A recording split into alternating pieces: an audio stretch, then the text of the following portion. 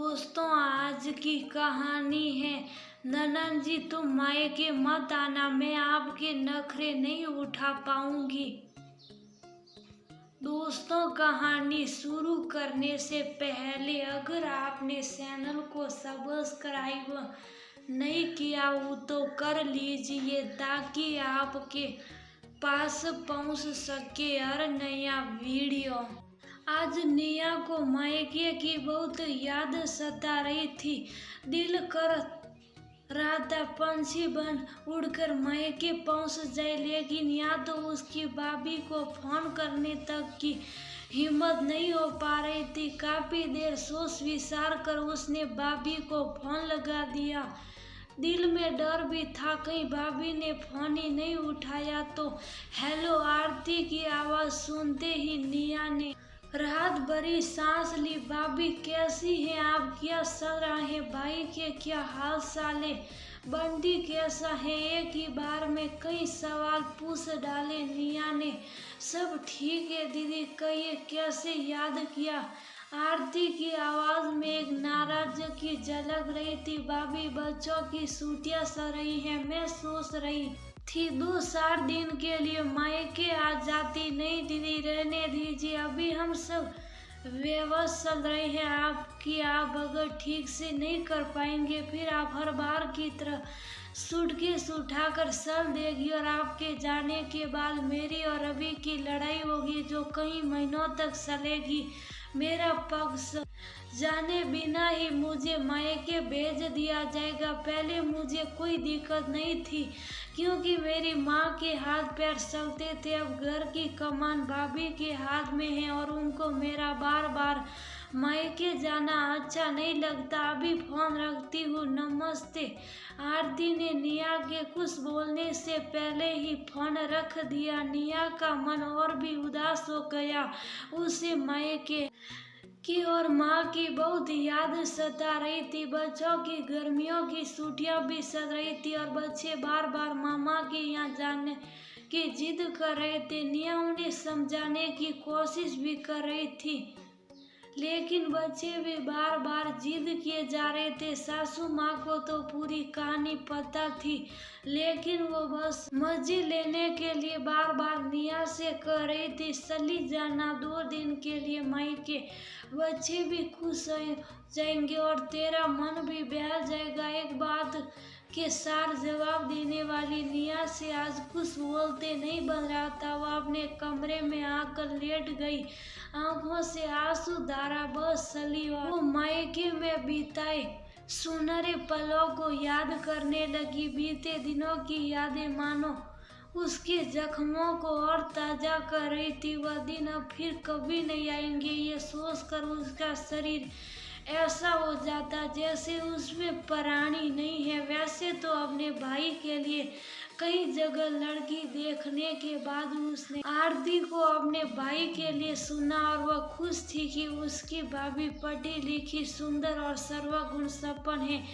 लेकिन शादी के बाद अपने भाई और माँ को आरती का कायल होते देख उसके मन में ईर्ष्या घर कर गई। वैसे भी ईर्ष्या तो ऐसा रोग है जो रिश्तों की डोरी को कमजोर करने के साथ साथ उन्हें खत्म ही कर देता है। आरती नेक दिल की लड़की थी, वह दिल से घर और परिवार की सेवा करती, लेकिन निया उसके हर काम में कमियां निकाल देती।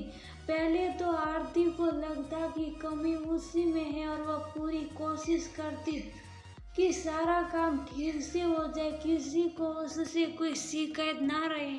लेकिन जब सामने वाले को आप में कमियां ही ढूंढनी है फिर आपकी सारी कोशिशें बेकार है।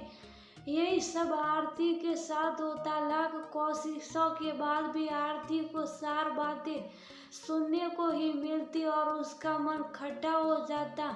रवि भी आरती से कहता मेरी बहन कभी कभी आती है और तुमसे उसकी पसंद का खाना तक नहीं बनता। सासू माँ भी आरती से ही गुस्सा हो जाती। उन्हें भी लगता था कि उनकी बेटी 4 दिन के लिए मायके आती है और बहू उसका अच्छे से ख्याल नहीं रख पाती। पहले तो बात ताने मारने और भला बुरे कहने तक की थी, लेकिन एक समय के बाद निया गुस्से में अपना सामान उठाती और मायके से निकल जाती। माँ और भाई उसे जैसे तैसे रोकते। पूरी गली के लोग बाहर निकलकर तमाशा देखते। हंगामा करने के बाद निया तो घर तो आ जाती, लेकिन घर की शांति चली जाती। कई बार तो झगड़ा इतना बढ़ा जाता कि रवि गुस्से में आरती को मायके तक भेज देता। कई महीनों तक आरती और रवि की बातचीत बंद रहती। रवि को हमेशा पत्नी ही गलत लगती थी। इस बार भी आरती कई दिनों से मायके में ही थी। इसी बीच रवि की माँ की तबीयत बिगड़ी तो वह सारे गिले शिकवे भुला सास की सेवा के लिए आ गई। आरती को दिल से माँ की सेवा करता देख रवि को भी पत्नी की अच्छे समझ आ गई। बड़ी बड़ी बातें करने वाली निया एक दिन के लिए आई और माँ का हाल चाल पूछकर जाती रही। विमला जी बस तो नहीं पाई, लेकिन इस दुनिया से जाते जाते वो अपने बेटे बहू से कह गई, बहू बहुत अच्छी है बेटा, किसी दूसरे की वजह से अपनी शादीशुदा जिंदगी बर्बाद मत कर। अब तक बहुत दुख देखे हैं, उसने कोशिश करना कि वह सुखी रहे। इसी दिन के बाद रवि ने बहन की बातों को तुल देना बंद कर दिया। उसकी आंखों पर पड़ी पट्टी अब हट चुकी थी। गर्मी की छुट्टियां फिर से आई और एक बार फिर निया मायके आई। उसके नखरे ज्यों के त्यों थे। इस बार भी वह झगड़ा करके अपना बैग उठा चल दी, लेकिन इस बार ना तो भाई ने उन्हें रोका और ना भाभी ने अपना समूह लिए वह ससुराल लौट आई। और फिर उसका मायके की तरफ रुख बंद हो गया। समय के साथ गलती का एहसास तो हुआ, लेकिन समय बीत जाने के बाद एहसास होने का भी कोई फायदा नहीं होता।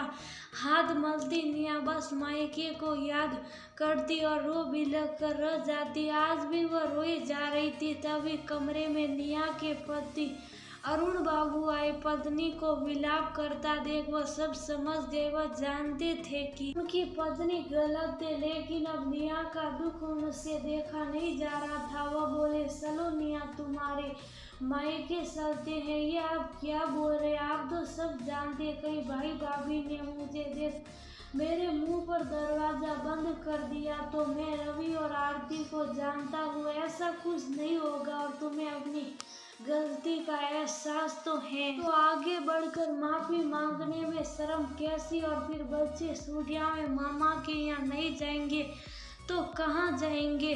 निया ने मना किया, लेकिन अरुण बाबू जिद पर अड़े रहे और निया व बच्चों को लेकर चल दिए। रवि और आरती सभी को अचानक देख चौंक गए, लेकिन अब जमाई बाबू खुद आए थे तो करती पूरे आदर के साथ सभी को अंदर ले आए। आरती ने सभी के लिए स्वादिष्ट खाना बनाया और सभी को प्यार से परोसा।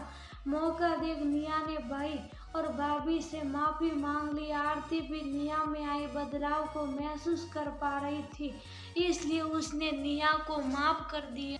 रिश्ते एक बार फिर से सुलझ गए। इस बार मायके से विदा लेते समय निया के चेहरे पर सुकून था। उसे खुशी थी कि उसका मायका उसे एक बार फिर से मिल